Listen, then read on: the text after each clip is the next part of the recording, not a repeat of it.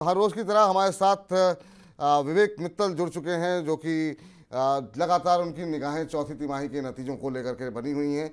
और आज दो खास कंपनियां, एक बैंक एक्सिस बैंक और इंडियन होटल्स को लेकर के क्या कुछ पूर्वानुमान निकल करके आ रहे हैं, क्या ब्रोकर्स कह रहे हैं, क्या भविष्य में वहाँ रणनीति आपकी होनी चाहिए, इस पर बताने के लिए, उस पर बातचीत करने के लिए बताइए विवेक, क्या कुछ कह रही है रिपोर्ट्स तमाम जो है।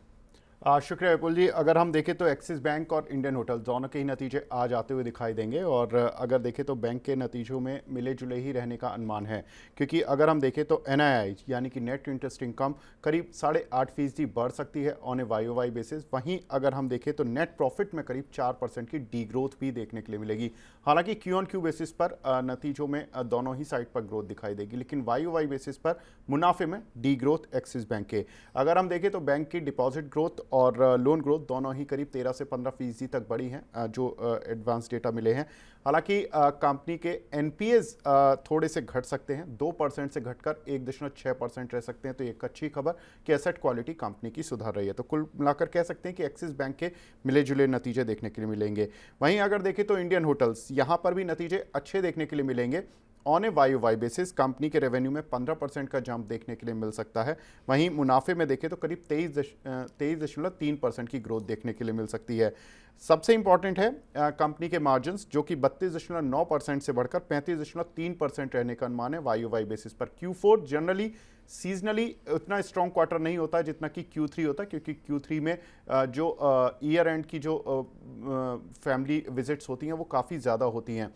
Q4 में बच्चों के जो एग्ज़ाम्स होते हैं उसकी वजह से जो फैमिली आउटिंग होती है वो थोड़ी कम होती है, जिसकी वजह से ये जो नतीजे होंगे क्यू ऑन क्यू बेसिस पर उतने स्ट्रॉन्ग नहीं दिखेंगे। साथ ही अगर देखें तो कंपनी की पाइपलाइन में 90 होटल्स हैं और कंपनी ने FY24 में 20 नए होटल शुरू किए हैं। तो यहाँ पर मैनेजमेंट की जो कमेंट्री होगी कि कितने नए होटल्स पर FY25 में वो ओपन कर पाएंगे, यहाँ मार्केट की नज़र रहेगी।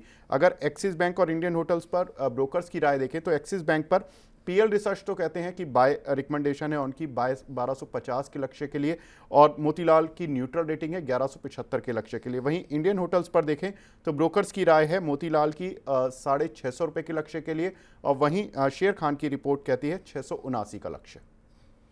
चलिए, तो मोतीलाल कह रहे हैं 650 रुपये के लक्ष्य यहाँ पर देखने को मिलेंगे आईटीसी के ऊपर। बाकी जरा एक बार फिर से दिखा दीजिए, दोनों कंपनियों के जो लक्ष्य निकल करके आए हैं वो जरा दिखा दीजिए। मोतीलाल पे कहना है कि 650 का लक्ष्य, शेर खान कह रहे हैं 679, ये स्तर यहाँ पर देखने को मिल सकते हैं। एक्सिस बैंक पे लक्ष्य निकल करके आया है पीएल रिसर्च की तरफ से 1250 का, मोतीलाल की तरफ से न्यूट्रल राय है, लेकिन तब भी वो 1175 तक के लक्ष्य यहाँ पर दे रहे हैं। चलिए, तो ये स्थिति यहाँ पर है।